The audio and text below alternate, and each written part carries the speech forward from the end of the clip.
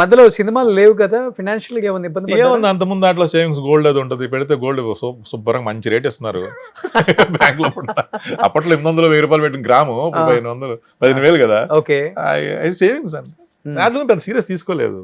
Okay లగ్జరీగా మా father ఒకటే కింగ్లాబాద్ కలరాటాడు, అది మాత్రం మిస్ అవ్వను.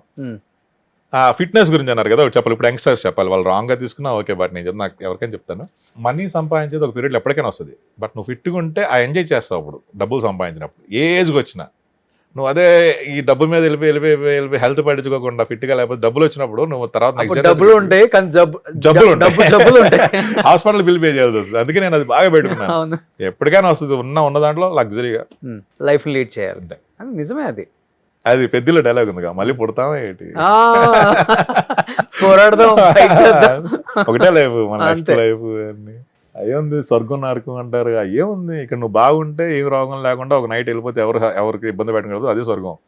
ఏ హాస్పిటల్లో పడి బెడ్ల మీద పడి సంవత్సరాలు ఉంటే అదే నరకం. చెప్పాలంటే అరవింద్, మంచి వాళ్ళందరూ చచ్చిపోతున్నారు, మోసం చేసేవాడే బతికే ఉన్నాడు. అదే చెప్తుంది. నన్ను ఎప్పుడు తీసుకెళ్ళిపోతుంది కానీ ఇంట్లో బెడ్ మీద రోజుకో ఫ్రాడ్ జరుగుతుంది మీడియాలో, అదే హల్చల్.